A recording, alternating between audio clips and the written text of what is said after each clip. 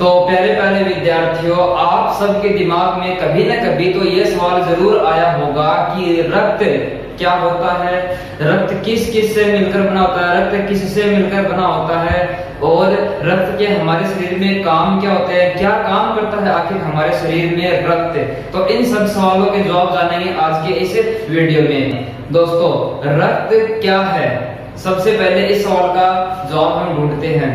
देखो, रक्त क्या है, एक तरल पदार्थ है। आपको सबको पता है कि रक्त क्या है, एक तरल पदार्थ है, ठीक है। और एक संयोजी ऊतक है, मतलब बहुत सारी कोशिकाओं का समूह क्या होता है, ऊतक होता है ना। एक जैसा काम करने वाली कोशिकाओं का समूह है, ऊतक कहलाता है, ठीक है। तो इसी प्रकार रक्त है, वो भी एक समान कार्य करने वाली बहुत सारी कोशिकाओं से मिलकर बना है, लेकिन तरल रूप में है, इसलिए इसको तरल संयोजी ऊतक हम बोलते हैं, ठीक है। अच्छा, और इसके बारे में देखें तो ये क्या करता है, हमारी जो कोशिकाएं होती है ना, कोशिकाएं होती हैं जो काम करती हैं, उन कोशिकाओं तक ऑक्सीजन पहुंचाने का काम करती हैं, और पोषक तत्वों को पहुंचाने का काम कौन करता है, ये रक्त करता है।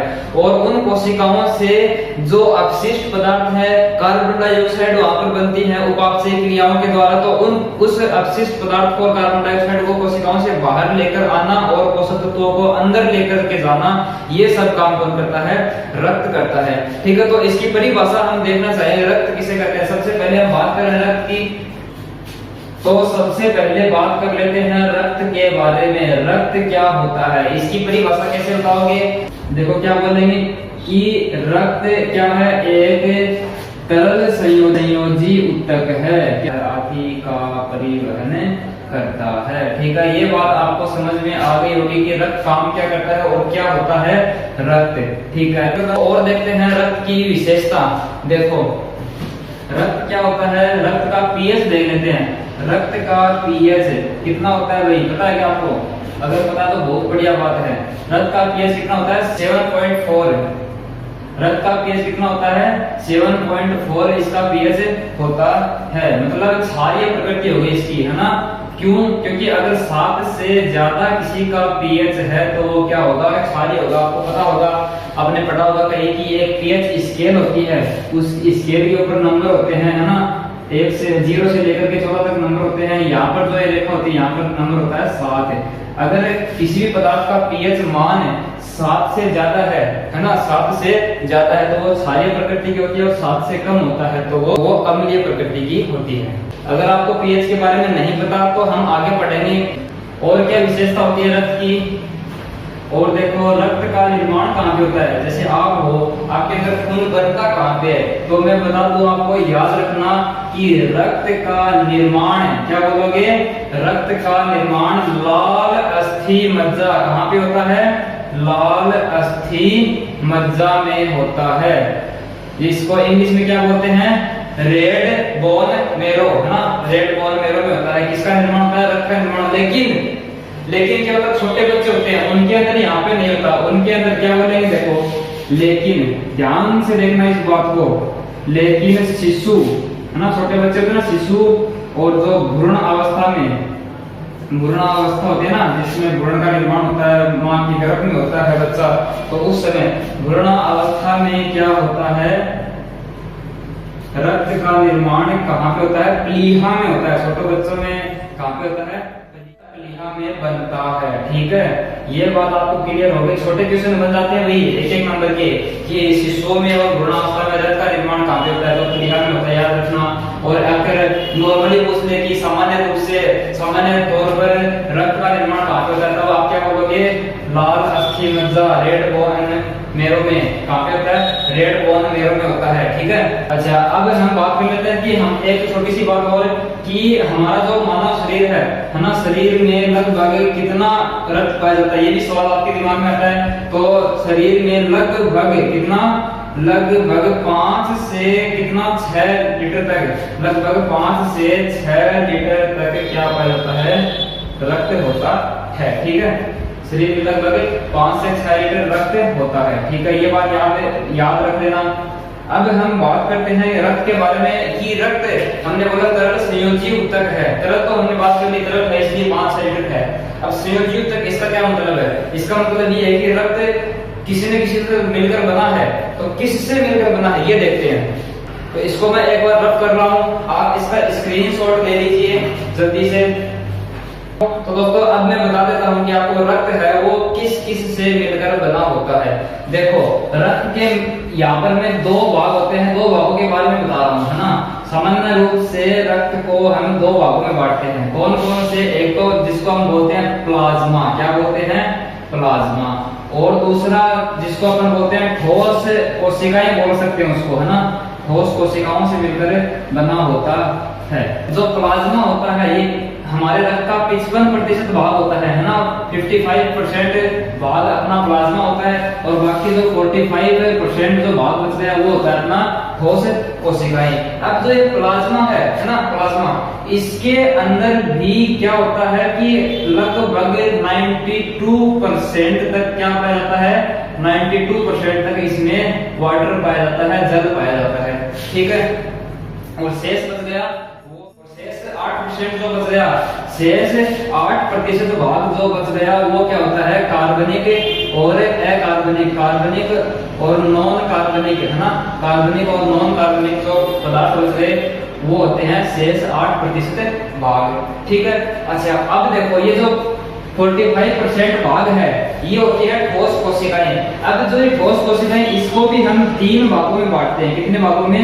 3 भागों में। ठोस भाग है उसको 3 भागों में बांटेंगे। देखो कौन कौन से 3 भाग, कौन कौन से? पहला देखो, पहला भाग है जिसको हम बोलते हैं लाल रक्त कणिकाएं, इंग्लिश में बोले तो रेड ब्लड सेल्स। अच्छा दूसरा भाग श्वेत रक्त कणिकाएं, इंग्लिश में बोले तो व्हाइट ब्लड सेल, लिख लेते हैं रेड ब्लड सेल, है ना, जिसको अपन क्या बोलते हैं? लाल रक्त कणिका, ठीक है। अच्छा दूसरी क्या बताई मैंने? WBC, जिसको अपन क्या बोलते हैं? श्वेत रक्त कणिका, ठीक है। अच्छा और मैंने बताई जो बिंबाणु होते हैं, तो ये होते हैं रक्त को हम इस प्रकार से बांट सकते हैं, इसको विभाजित कर सकते हैं। तो प्लाज्मा के बारे में मैंने बताया कि इसमें ये जो रक्त का 55% भाग होता है, इसके अंदर 92% तो क्या पाया जाता है? जल, और बाकी जो 8% बच गया वो कार्बन और नॉन कार्बनिक पदार्थ, कार्बनिक और अकार्बनिक पदार्थ पाए जाते हैं। बात करें ठोस कोशिकाओं की तो ये जरूरी है हमारे लिए पढ़ना, कौन कौन सी? आरबीसी, डब्ल्यूबीसी और बिंबाणु, ठीक है। इनके बारे में देखते हैं विस्तार से एक एक करके। तो आइए देखते हैं। सबसे पहले देखेंगे आरबीसी के बारे में, रेड ब्लड सेल के बारे में, ठीक है। जो आरबीसी होती है, मैंने बताया कि जो कोशिकाएं हैं, ठोस कोशिकाएं होती हैं, उनमें 3 प्रकार की कोशिकाएं मिलती हैं। जो 3 प्रकार की कोशिकाएं मैंने बताई उसके अंदर 99% 99% क्या पाई जाती हैं?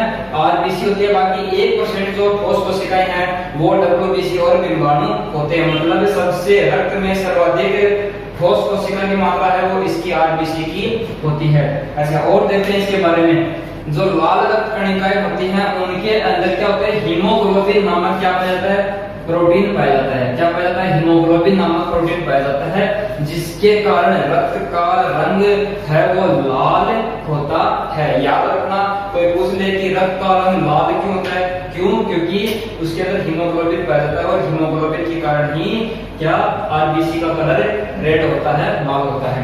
अच्छा ये जो कोशिकाएं होती हैं, लाल रक्त कोशिकाएं, इनके अंदर केंद्रक नहीं पाया जाता। आपको पता होगा, आपने पढ़ा होगा कि जो कोशिका होती है उसके अंदर एक केंद्रक होता है ना, केंद्रक झिल्ली होती है।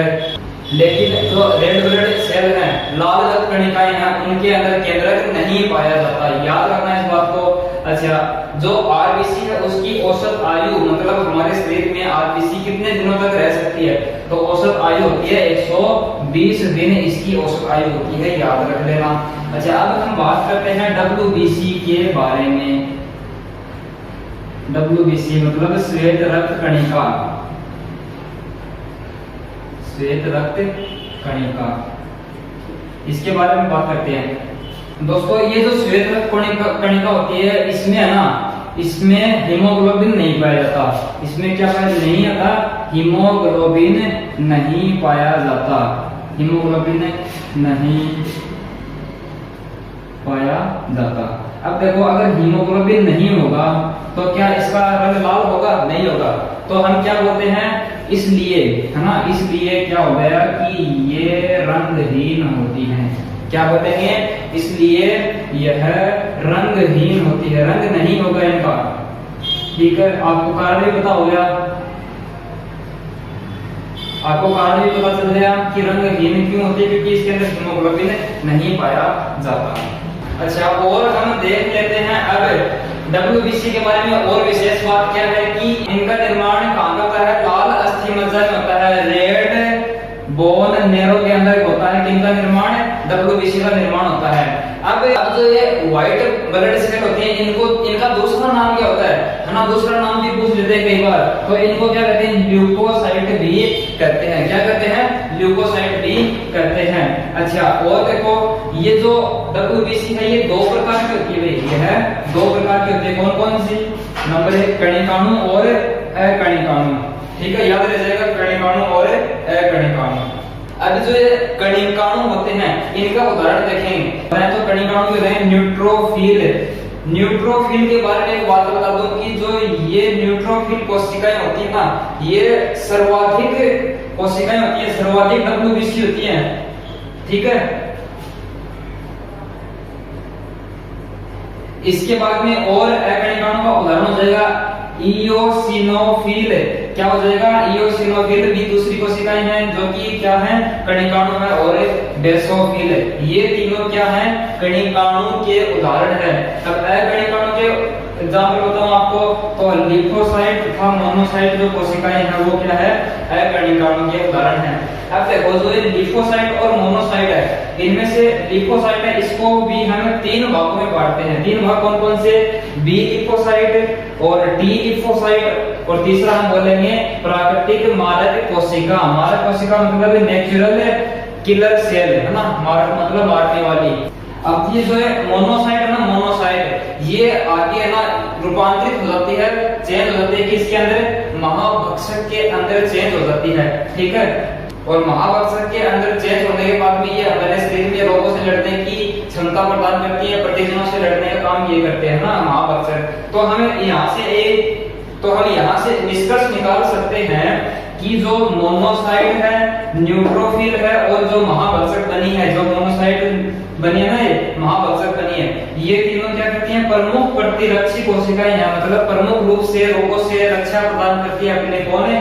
मोनोसाइट, न्यूट्रोफिल तथा महाभक्षक, ये तीनों कोशिकाएं अपने को रोगों से प्रतिरक्षा प्रदान करती है। ठीक है, अच्छा, अब हम देख लेते हैं इसके तीसरे भाग। कौन कौन से देख लिया? आरबीसी और WBC देख लिया, तीसरा कौन सा बच गया? अब बच गया अपना डिम्बाणु। तो जल्दी से देख लेते हैं, आइए उसके बारे में भी।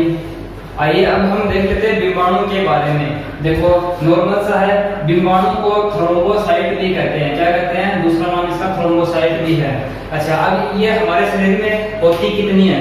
इनकी संख्या 3 लाख प्रति घन मिलीमीटर। 1 घन मिलीमीटर में लगभग कितनी होती हैं? 3 लाख डिम्बाणु कोशिकाएं पाई जाती हैं। अब जो डिम्बाणु कोशिकाएं हैं इनका जीवन काल कितना होता है?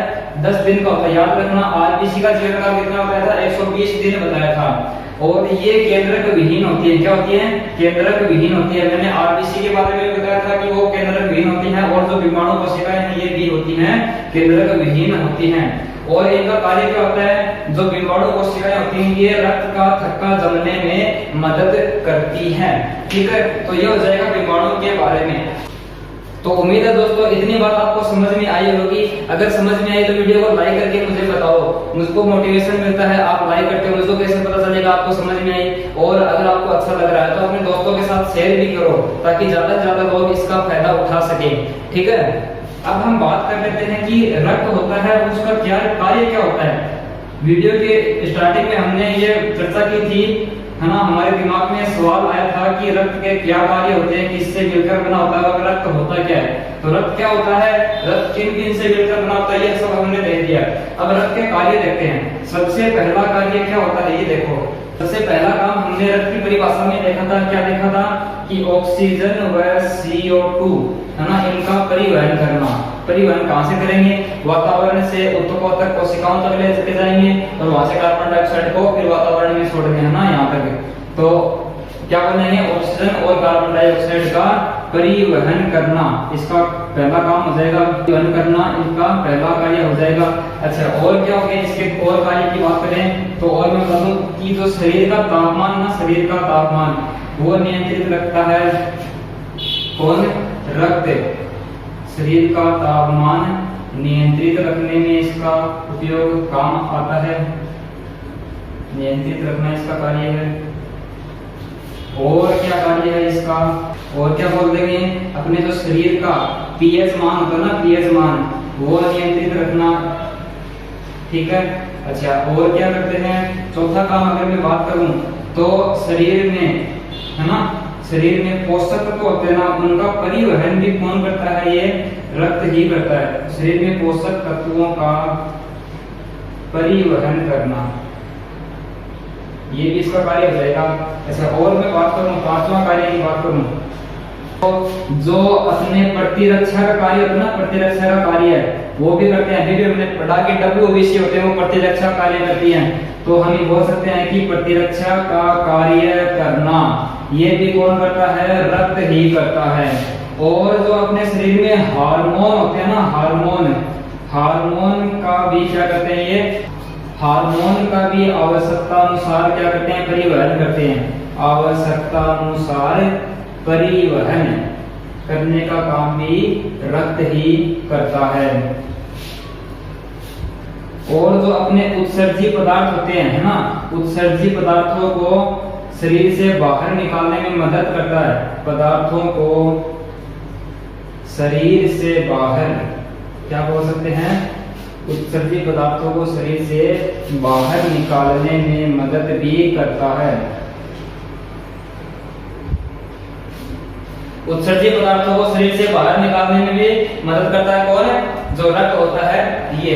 तो ठीक है, ये हो गए रक्त के कार्य। देख लिए हमने रक्त के बारे में देखा, रक्त के बारे में हमने देख लिया कि रक्त क्या होता है, किस किस से मिलकर बना होता है और रक्त के कार्य क्या क्या होते हैं। स्क्रीनशॉट ले लीजिए इसका जल्दी से। रक्त परिसंचरण तंत्र के बारे में देखने से पहले हम देखेंगे रक्त के प्रकार।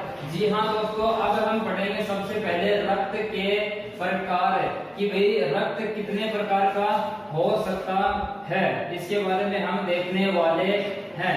देखो भाई, रक्त के प्रकार कितने होते हैं? प्रकार तो देखेंगे, लेकिन हमें किसके आधार पर देख रहे हैं? प्रकार किसके आधार पर रक्त को विभाजित कर रहे हैं वो देखेंगे। तो हम क्या बोल सकते हैं कि जो हमारे रक्त होती है उसके अंदर लाल रक्त कणिकाएं पाई जाती हैं, सबको पता है। तो जो लाल रक्त कणिकाएं होती है उनके ऊपर क्या पाए जाते हैं? कुछ प्रतिजन पाए जाते हैं, कुछ विशेष प्रकार के प्रतिजन पाए जाते हैं। उन प्रतिजनों के आधार पर हम रक्त को विभाजित करते हैं और 4 भागों में विभाजित करते हैं। देखिए कैसे करते हैं। क्या बोलेंगे कि रक्त में स्थित आरबीसी, आरबीसी पर कुछ विशेष प्रकार के प्रतिजन पाए जाते हैं। विशेष प्रकार के प्रतिजन ए तथा बी, कौन कौन से? ए तथा बी पाए जाते हैं। ठीक है, ए तथा बी पाए जाते हैं, जिनके आधार पर, है ना, ये जो प्रतिजन है ए और बी, इनके आधार पर रक्त को, किसको? रक्त को 4 भागों में बांटा गया है। ये 4 भाग कौन कौन से हैं उनके बारे में देखेंगे। ठीक है, 4 भागों में बांटा गया है। तो वो 4 ग्रुप, 4 समूह कौन कौन से हो जाएंगे देखेंगे। देखो मैं लिख रहा हूँ यहाँ पे ब्लड ग्रुप है ना, मतलब रक्त समूह है। देखो मैंने 4 ग्रुप बताए कौन कौन से। ब्लड ग्रुप ए लिख दिया मैंने सबसे पहले, ब्लड ग्रुप बी, और तीसरा एबी ब्लड ग्रुप आपने सुना होगा, और चौथा है ब्लड ग्रुप ओ। अब ये कैसे, इनका नाम कैसे पड़ा देखो ये देखते हैं सबसे पहले यार हम, है ना। तो हमने किसके आधार पर? प्रतिजन ए और बी जो आरबीसी के ऊपर है ना प्रतिजन, उसके आधार पर बांटा है। तो क्या लिखेंगे यहाँ पर? व्यक्ति के रक्त में स्थित, व्यक्ति के रक्त में स्थित आरबीसी, क्या? आरबीसी पर उपस्थित प्रतिजन, कौन सा प्रतिजन उपस्थित होगा इसके आधार पर देखेंगे हम, है ना। देखो अब ध्यान से समझना इस बात को, ठीक है। तो जिसका ब्लड ग्रुप ए होगा उसके जो रक्त में आरबीसी है उसके ऊपर कौन सा प्रतिजन उपस्थित होगा? उसके ऊपर रहेगा ए प्रतिजन उपस्थित रहेगा। ठीक, इतनी बात समझ में आई। अच्छा, तो ब्लड ग्रुप बी है उसके ऊपर उसके ऊपर रहेगा बी प्रतिजन उपस्थित रहेगा। जिसका ब्लड ग्रुप AB है उसके ऊपर A तथा B, जिस व्यक्ति का ब्लड ग्रुप क्या है AB है, उसकी RBC के ऊपर क्या रहेंगे A तथा B दोनों प्रतिजन रहेंगे। ठीक है, याद रखना इस बात को, दोनों प्रतिजन, सिंपल सी बात है। अब देखो जिसका ब्लड ग्रुप O है उसकी RBC पर क्या रहेंगे, जैसे देखो ये RBC होती है ना, इसकी सतह पर मैंने बोला कुछ प्रतिजन पाए जाते हैं, इनके आधार पर क्या बोलते हैं, इसको विभाजित करते हैं, ब्लड ग्रुप में बांटते हैं AB और O, है ना। तो जिसका ब्लड ग्रुप O है उसकी RBC पर कौन सा प्रतिजन रहेगा, उसके ऊपर रहेगा कोई भी नहीं, कोई नहीं। ठीक है, मतलब इस ऐसा व्यक्ति जिसका ब्लड ग्रुप O है उसकी RBC के ऊपर ना तो प्रतिजन A रहेगा और ना ही प्रतिजन D रहेगा। ये बात आपको समझ में आ गई कि ब्लड ग्रुप कैसे विभाजित करते हैं, कि किसका ब्लड ग्रुप A है किसका B है, ये किस आधार पर बांटते हैं। अब देखो एक छोटी सी बात और बताता हूँ आपको।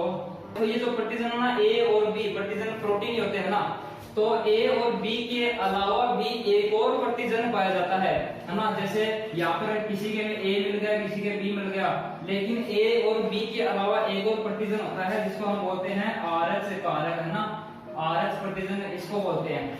अब देखो कि जो लाल रक्त कणिकाएं हैं RBC, इनके ऊपर A या B में से कुछ उपस्थित होगा, है ना, इन चारों में से कोई ना कोई ब्लड ग्रुप होगा उसका, साथ ही एक और प्रतिजन जिसका नाम होता है RH। अगर ये उपस्थित है तो इसके आधार पर भी रक्त को दो भागों में बांट दिया जाता है, दो समूह बना दिए जाते हैं। अब जैसे मान लो आपको उदाहरण देके बताता हूं मैं, कोई व्यक्ति है ना, उसका ब्लड ग्रुप मान लिया मैंने A है, ब्लड ग्रुप क्या है A है। A क्यों होगा, क्योंकि उसकी RBC के ऊपर कौन सा प्रतिजन मिलेगा, A प्रतिजन मिलेगा, है ना। मान लो ये उसकी RBC है, उसके ऊपर A प्रतिजन तो है ही, लेकिन साथ में अगर उसके RH प्रतिजन भी है, यहाँ पर मान लो RH प्रतिजन भी है, तो इसका जो ब्लड ग्रुप होगा वो क्या होगा A पॉजिटिव।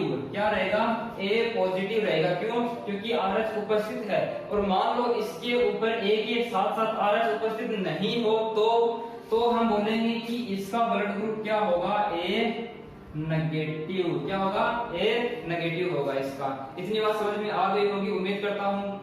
तो इसको हम लिख लेते हैं, यहाँ पे पीछे देखो, यहाँ पे समझाता हूँ मैं आपको। देखो यहाँ पर क्या बोल रहा हूँ कि A तथा B प्रतिजन के अलावा एक और प्रतिजन कौन सा RH पाया जाता है, कि यदि व्यक्ति की RBC पर RH कारक उपस्थित है, क्या बोलेंगे RH कारक उपस्थित है, तो उसे क्या बोलेंगे, तो उसे RH पॉजिटिव बोल देंगे, RH पॉजिटिव कहते हैं। और तथा यदि अनुपस्थित है तो क्या बोलेंगे, तथा यदि अनुपस्थित है तो RH नेगेटिव कहते हैं।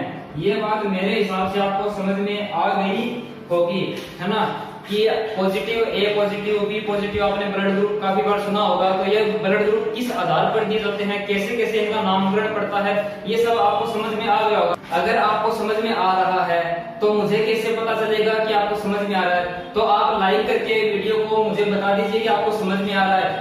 और अगर आप चाहते हैं कि आपके दोस्त भी इस वीडियो को देखें और ऑनलाइन स्मार्ट क्लासेस का फायदा उठाएं, तो आप उनके साथ इसको शेयर कीजिए, ज्यादा से ज्यादा शेयर कीजिए। इसका फायदा ये होगा कि आपको ये जो कोर्स है जल्दी से जल्दी प्रोवाइड करवा दिया जाएगा। ठीक है, तो अब आगे देखते हैं। आइए देखते हैं रक्त परिसंचरण तंत्र के बारे में। जो अपना रक्त परिसंचरण तंत्र होता है वो 3 प्रकार के अंगों से मिलकर बना होता है। लेकिन ये एक बात आपको सबको पता होगा कि जो शरीर की सबसे छोटी इकाई होती है वो होती है कोशिका। कोशिका मिलकर बनाती है ऊतक, और ऊतक मिलकर बनाते हैं अंग, और जो अंग होते हैं वो बनाते हैं तंत्र। तो यहाँ पर देखो 3 प्रकार के जो अंग हैं वो मिलकर बनाएंगे अपने इस तंत्र को, रक्त परिसंचरण तंत्र को। तो रक्त जो अपना हृदय है वो, और जो रक्त वाहिनियां हैं, रक्त वाहिनियां, ये तीनों अंग मिलकर बनाते हैं अपने रक्त परिसंचरण तंत्र को। रक्त के बारे में हमने देख लिया रक्त क्या होता है, किनसे मिलकर बना होता है। अब हम देखेंगे हृदय और रक्त वाहिनियों के बारे में। तो हृदय देखो क्या होता है कि आपको पता है कि रक्त परिसंचरण तंत्र का जो मुख्य केंद्र होता है वो हृदय ही होता है। हृदय को हम नॉर्मल रूप से देखो इस प्रकार के 4 भागों में बांटते हैं। ये वाला भाग ना, ये वाला भाग है, ये वाला भाग कौन सा होता है, दायां भाग। कौन सा, दायां भाग। और ये वाला भाग होता है बायां भाग। जैसे मैं खड़ा हूँ, जो मेरा दायां है वो हृदय का भी दायां होगा और जो मेरा बायां है वो हृदय का भी बायां होगा।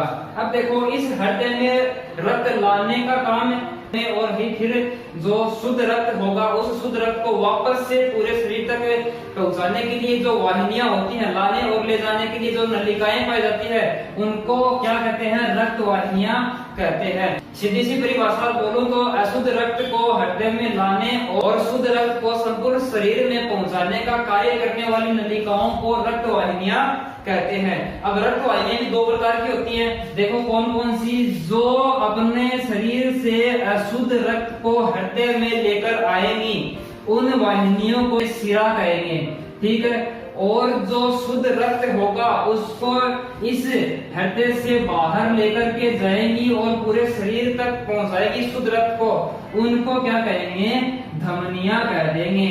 इतनी बात आपको सबको समझ में आ गई कि रक्त वाहिनियां 2 प्रकार की हो सकती है। कौन कौन सी, शिरा और धमनी, ठीक है। अब हम देखते हैं हृदय के बारे में। तो मैंने बताया कि जो अपना हृदय होता है वो बंद मुट्ठी के आकार का, लगभग इतना बड़ा मुट्ठी के आकार का एक मांसल भाग होता है, लाल रंग का भाग होता है ना, लचीला होता है, जो क्या करता है, हमारे शरीर में रक्त को पंप करने का काम करता है, ठीक है। तो सबसे पहले देखो नॉर्मल कच्चा सा डायग्राम बना करके इसको जल्दी से समझ लेते हैं, फिर इसके बारे में एक एक पॉइंट को विस्तार से देखेंगे। तो जो हमारा हृदय होता है वो नॉर्मल रूप से 4 भागों में बटा होता है। ऊपर वो वाले 2 भाग को क्या बोलते हैं, आलिंद बोलते हैं, और नीचे वाले दोनों भागों को निलय बोलते हैं। अच्छा, जो दायां भाग है, दायां भाग है ऊपर वाला, उसको दायां आलिंद, बायां भाग उसको बायां आलिंद, और ये दायां निलय और ये बायां निलय, ठीक है। ये समझ में आ गई आपको बात। अब देखो जो मैंने बताया कि जो शिरा होती है अशुद्ध रक्त को शरीर से हमारे हृदय के अंदर लेकर के आती है, और ये जो अशुद्ध रक्त है निलय के द्वारा पंप करके यहाँ से पंप करेगा, और पंप करने के बाद में ये जाएगा अपने फेफड़ों के अंदर। कहाँ पे जाएगा, फेफड़ों के अंदर, और यहाँ से शुद्ध होकर आएगा अपने इस भाग में, बाएं आलिंद में आएगा, ठीक है। बाएं आलिंद में आने के बाद में नीचे जाएगा और फिर यहाँ से वापस पंप होगा, और पंप होने के बाद में अपना ये जाएगा अपने शरीर के अंदर जाएगा, ठीक है। ये देखो वापस से समझा रहा हूँ इस बात को। मैंने क्या बोला कि शरीर से अशुद्ध रक्त आएगा, आलिंद में आएगा, फिर यहाँ से दाएं भाग से गुजरेगा और पंप होने के बाद में फेफड़ों में जाएगा और यहाँ से शुद्ध हो जाएगा, और शुद्ध होने के बाद में वापस से जाएगा अपने हृदय में। हृदय इसको पंप करेगा और पंप करके काम भेज देगा, वापस से शुद्ध रक्त को अपने शरीर के अंदर भेज देगा। तो इस प्रकार से जो तंत्र है इस प्रकार से संपन्न होता है। अब देखो यहाँ पर एक बात समझने की है कि शरीर से रक्त आया, एक बार हृदय से गुजरा, ठीक है, गुजरने के बाद फेफड़ों में चला गया, एक बार गुजर गया। अब यहाँ से शुद्ध होने के बाद में वापस से क्या करेगा, हृदय से गुजरेगा और फिर जाएगा वापस अपने शरीर में। मतलब इस एक चक्कर में जो रक्त है वो अपने हृदय से 2 बार गुजरता है, इसलिए इसको दोहरा परिसंचरण या फिर द्विसंचरण भी कहते हैं। दोहरा परिसंचरण की परिभाषा पूछते हैं, वो भी हम पढ़ेंगे। तो आइए इस सभी बातों को हम लिख लेते हैं, लिख करके पॉइंट वाइज समझ लेते हैं। तो अगर कोई आपसे पूछ ले कि परिसंचरण तंत्र, रक्त परिसंचरण तंत्र किसे कहते हैं, तो आप परिभाषा क्या दोगे कि रक्त, हृदय तथा रक्त वाहिनियों के सम्मिलित रूप से बने एक तंत्र को क्या कहते हैं, रक्त परिसंचरण तंत्र कहते हैं। परिभाषा आप बता सकते हो आसानी से, छोटी सी परिभाषा है, एकदम आसान परिभाषा है। अब हम देखते हैं और इसके बारे में, परिसंचरण तंत्र के बारे में मुख्य बातें कि जो ये परिसंचरण तंत्र होता है ये क्या होता है, मानव में बंद परिसंचरण होता है। बंद परिसंचरण के बारे में मैंने क्या बताया कि जो रक्त है वो नलिकाओं में बंद रूप से एक बंद परिपथ के रूप में गमन करता है, चक्कर लगाता है, तो इसलिए हम क्या बोलते हैं, बंद परिसंचरण तंत्र भी बोलते हैं। ठीक है। अच्छा, इसके बाद में हम क्या बोल सकते हैं कि इस परिसंचरण में रक्त के अलावा एक और द्रव्य जैसा पदार्थ होता है जिसको हम क्या बोलते हैं, लसिका बोलते हैं, वो भी पाया जाता है, लेकिन वो बंद नलिकाओं के रूप में, परिपथ के रूप में गमन नहीं करता। इसलिए उसको क्या कहते हैं, जो कि एक खुला तंत्र होता है और उस तंत्र का नाम होता है लसिका तंत्र होता है ना। एक द्रव पदार्थ होता है, वो भी इसी प्रकार रक्त के जैसे ही अपने शरीर के अंदर द्रव रूप में उपस्थित होता है और खुला तंत्र के अंदर गमन करता है और उस तंत्र का नाम होता है लसिका तंत्र। ठीक है। अच्छा, अब हम देखते हैं कि हृदय इस परिसंचरण तंत्र का केंद्र होता है। वही क्या बोल सकते हैं कि जो हृदय होता है इस पूरे परिसंचरण तंत्र के केंद्र में स्थित होता है, जो कि सभी गतिविधियों को क्रियान्वित करता है, नियंत्रित करता है ना। जो रक्त को निरंतर क्या करता है, पंप करता रहता है। अगर ये रक्त को पंप नहीं करेगा तो सभी स्थानों तक, शरीर के सभी स्थानों तक रक्त नहीं पहुंचेगा और वहां से अशुद्ध पदार्थों को, अशुद्ध वायु को अपने अंदर घोल करके अपने फेफड़ों तक नहीं ले जा सकेंगे और अपने जो शरीर की क्रिया विधि है वो एकदम से ठप पड़ जाएगी। और अगर ये जो रक्त को पंप करना, निरंतर पंप करना बंद कर दे हृदय, तो हमारी मृत्यु हो सकती है तुरंत ही, है ना। अब देखो आगे, हृदय के बारे में देख लिया हमने। क्या बोला कि जो रक्त परिसंचरण तंत्र है वो रक्त से, हृदय से और रक्त वाहिनियों से मिलकर बना होता है। अच्छा, रक्त वाहिनियां और हृदय के बारे में देखो। हृदय के बारे में थोड़ा विस्तार से आगे पढ़ेंगे। सबसे पहले देख लेते हैं रक्त वाहिनियों के बारे में। रक्त वाहिनियां क्या होती है, परिभाषा पूछ ले आपसे, क्या बोलोगे इसकी परिभाषा? की वे नलिकाएं जिनमें रक्त प्रवाहित होकर क्या बोलोगे कि जिनके अंदर से रक्त प्रवाहित होकर विभिन्न भागों तक पहुंचता है। तो इस प्रकार की जो नलिकाएं होती है उनको क्या बोलते हैं, रक्त वाहिनियां बोलते हैं। हमारे शरीर में दो प्रकार की रक्त वाहिनियां पाई जाती हैं। कौन कौन सी भाई? एक तो शिरा और एक धमनी। शिरा किसे बोलते हैं और धमनी किसे बोलते हैं, ये देखते हैं। जो शिरा होती है ना, शिरा इस रूप से अंदाजा लगाइए कि सिर की तरफ, अपने सर की तरफ, पूरे शरीर से ऐसे सर की तरफ, है ना, समझ सकते हो आप। तो सर की तरफ रक्त ले जाने वाली नलिका हो गई, है ना, नॉर्मल जुगाड़ के रूप में आप समझ सकते हो इसको। तो शिरा किसे बोलेंगे कि वे वाहिकाएं जिनसे अशुद्ध रक्त को हृदय की ओर ले जाया जाता है, जिनसे मतलब पूरे शरीर से हृदय तक लाती है, वो अशुद्ध रक्त को अपने अंदर घोल करके हृदय तक लाती है। ठीक है। अब क्या होगा, दूसरी होती है धमनियां। हृदय में लाएंगे, हृदय इसको पंप करेगा क्या पे, फेफड़ों में, और फेफड़ों से वापस आएगा अपने हृदय में शुद्ध होकर के। अब ये शुद्ध रक्त को वापस से पंप करेंगी और पहुंचाएंगी अपने पूरे शरीर तक। लेकिन जो पंप करने के बाद में जो नलिकाएं होती है शरीर तक पहुंचाती है, इन नलिकाओं को क्या बोलते हैं, धमनी बोलते हैं। परिभाषा में कैसे बोलेंगे कि वे वाहिकाएं जिनसे शुद्ध रक्त को हृदय से शरीर की ओर, हृदय से शरीर की ओर ले जाया जाता है, तो उसको क्या बोल देंगे, हमें उसको बोल देंगे धमनी। ठीक है। तो आपको पता चल गया रक्त वाहिनियां क्या होती हैं और हमारे परिसंचरण तंत्र किसे कहते हैं, परिभाषा होगी। तो अब देखेंगे हम हृदय के बारे में। अब दोस्तों मान लो आपके पास एक गाड़ी है जिसका इंजन खराब हो जाए, तो उस गाड़ी की हालत क्या होगी? वो गाड़ी ना तो चल पाएगी, ना ही कोई कार्य करने में सक्षम होगी। तो इसी प्रकार से हमारे मानव का जो हृदय है वो एक प्रकार से हमारे शरीर का इंजन है, जो कि हमारे शरीर को नियमित रूप से क्रिया करने के लिए, उसके लिए उत्तरदायी होता है। तो आइए अब हम देख लेते हैं हृदय के बारे में क्या होता है, हृदय किस प्रकार से अपने शरीर में नियंत्रित करता है, क्या इसका महत्वपूर्ण काम होता है। तो देखो हृदय क्या होता है, ये जो हृदय है ये बंद मुट्ठी के आकार का, अपनी जो मुट्ठी होती है बंद मुट्ठी करते हैं तो लगभग इतना ही आकार होता है अपने हृदय का, है ना। और लाल रंग का, किस रंग का, लाल रंग का और बंद मुट्ठी के आकार का एक अंग होता है जिसकी बाहरी दोहरी झिल्ली युक्त हृदयावरण में, देखो इसका मतलब क्या हो गया कि हमारा हृदय है, इसके बाहर दो झिल्ली पाई जाती है, मतलब हृदय के बाहर दो आवरण पाए जाते हैं जिनको हम हृदयावरण बोलते हैं ना, झिल्ली युक्त हृदयावरण होते हैं। अब इन दोनों हृदयावरणों के बीच में एक द्रव्य पाया जाता है जिसको हम बोलते हैं, क्या बोलते हैं, हृदयावरणीय द्रव्य बोलते हैं। ठीक है।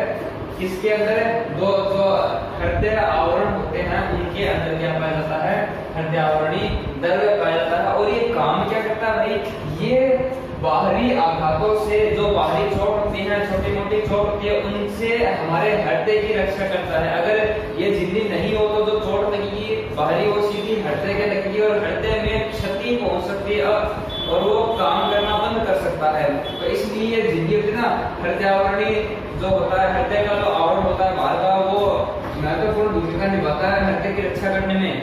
अच्छा आगे देखो, ये जो अपना हृदय होता है इसमें 4 कक्ष पाए जाते हैं। कितने? 4 कक्ष पाए जाते हैं। कौन कौन से भाई 4 कक्ष कौन कौन से?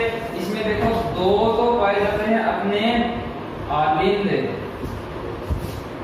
है ना, क्या 2 तो आलिंद और 2 ही निलय पाए जाते हैं। टोटल कितने हो गए भाई? 4 हो गए कि नहीं हो गए? तो इस प्रकार से 4 कक्ष होते हैं। जैसे देखो ये अपना मैंने कहा था हृदय मान लो, ये अपना एक है ना मध्यमुखी के आकार का, इसमें 4 तो क्या होते हैं, कक्ष होते हैं। ऊपर वाले दोनों क्या हो गए? आलिंद, और नीचे वाले क्या हो गए? निलय, है ना, नीचे वाले दोनों क्या हो गए? निलय हो गए। अच्छा जो आलिंद होते हैं ना वो होते हैं छोटे होते हैं। आलिंद क्या होते हैं? अपेक्षाकृत छोटे होते हैं, अपेक्षाकृत छोटे होते हैं। किससे छोटे होते हैं? किसकी अपेक्षा? इस निलय की अपेक्षा आलिंद होते हैं वो छोटे होते हैं। मतलब ऊपर वाला जो कक्ष होते हैं, दोनों ऊपर वाले दोनों कक्ष वो छोटे होते हैं अपेक्षाकृत इनसे, निलय से। ठीक है, इतनी बात समझ में आ गई होगी आपको। अब देखो क्या बोलेंगे कि बायां आलिंद और निलय द्विवरण कपाट से जुड़े रहते हैं। द्विवरण कपाट को क्या बोलते हैं? एट्रियोवेंट्रिकुलर, क्या बोलेंगे? एट्रियोवेंट्रिकुलर वॉल होते हैं, उनसे जुड़े रहते हैं। देखो कैसे बताया कि जैसे 4 तो होते हैं, लेकिन जो बायां भाग है, बाएं भाग में एक ऊपर वाला आलिंद और नीचे वाला निलय होता है।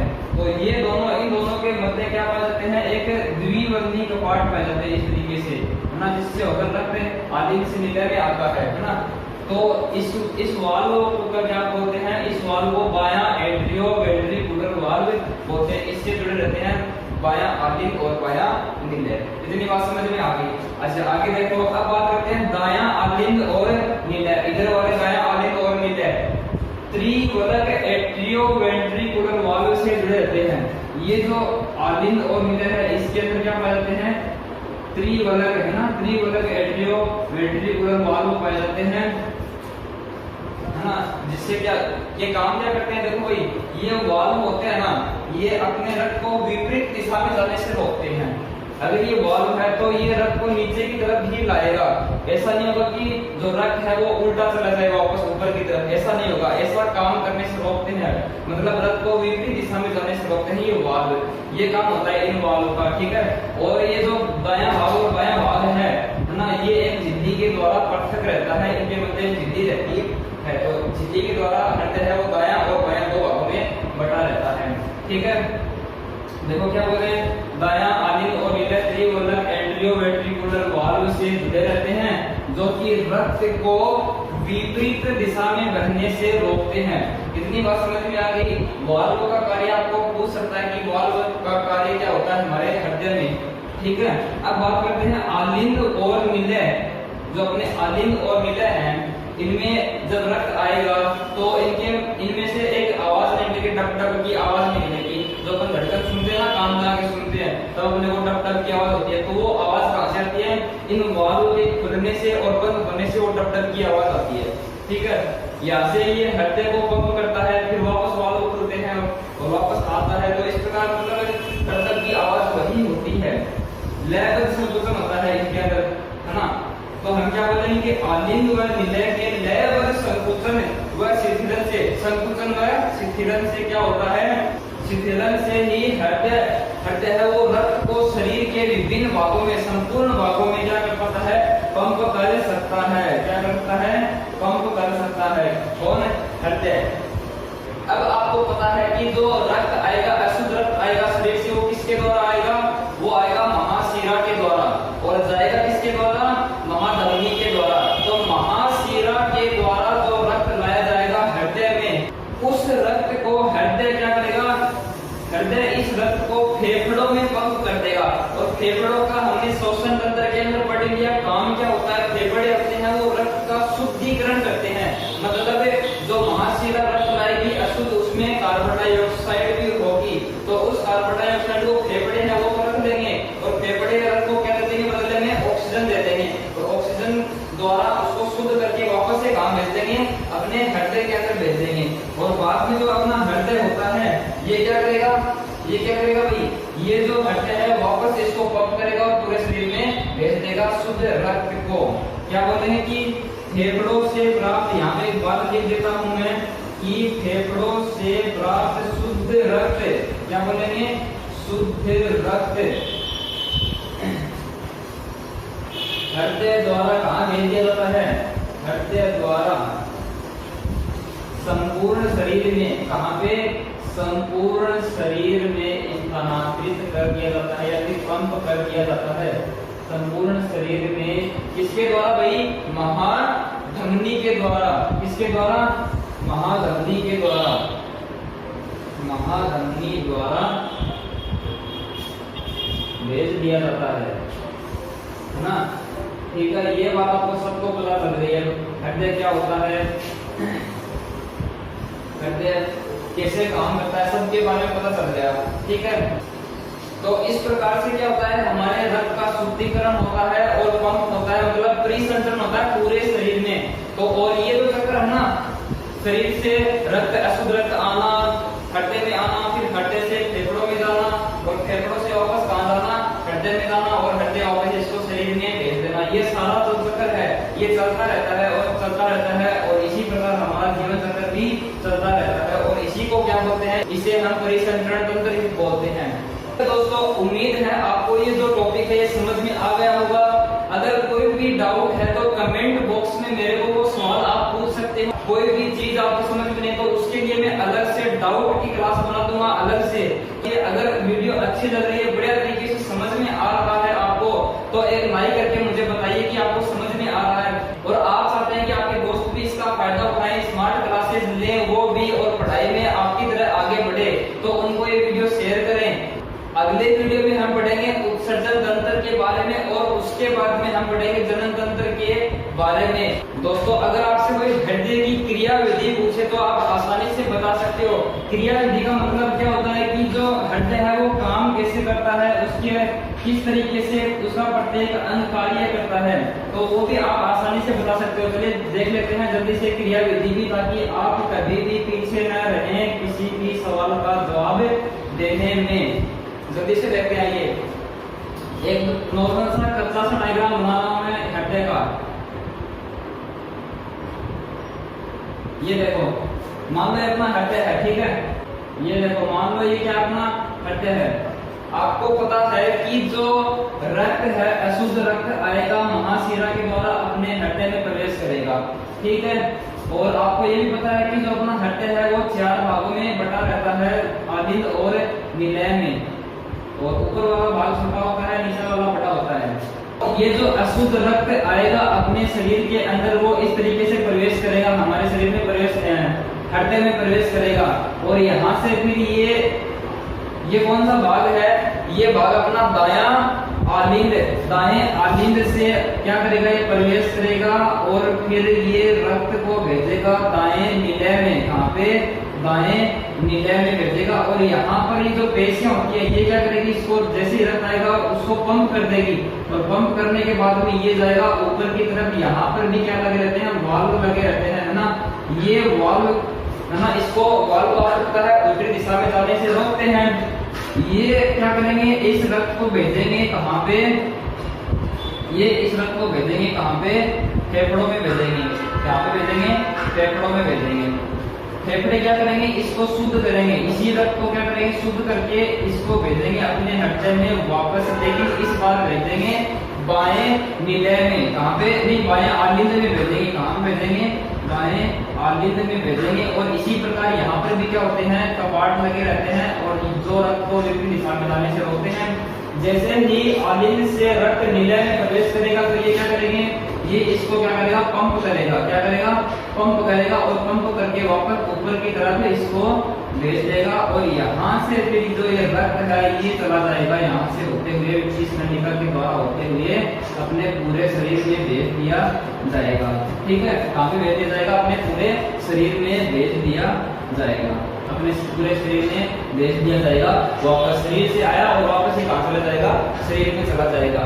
ठीक है, तो ये एक कच्चा सा डायग्राम था आपको समझाने के लिए। आप इसको विस्तार से लिख सकते हो। अगर पूछे हृदय की कार्य विधि बताएं तो कैसे बताओगे कि शरीर से अशुद्ध रक्त आलिंद में आता है, आलिंद इसको नीला में भेजता है और नीला पंप करके इसको फेफड़ों में भेजता है, फेफड़े रक्त को शुद्ध करके आलिंद में, कौन से आलिंद में? बायां आलिंद में भेजता है और बायां आलिंद इसको जो बायां नीला है उसमें भेजता है और बायां नीला इसको पंप करके पुनः अपने शरीर में भेज देता है। ये हो गई इसकी क्रिया विधि। अगले वीडियो में हम पढ़ेंगे उत्सर्जन तंत्र के बारे में और उसके बाद में हम पढ़ेंगे जनन तंत्र के बारे में। तो ठीक है दोस्तों, आज की वीडियो में इतना ही। मिलते हैं अगले वीडियो में। अगर आप चैनल पर नए हो तो चैनल को सब्सक्राइब करके पास वाले बेल आइकन को दबा देना, जिससे कि अगले वीडियो का नोटिफिकेशन आपके पास तुरंत पहुंच जाएगा।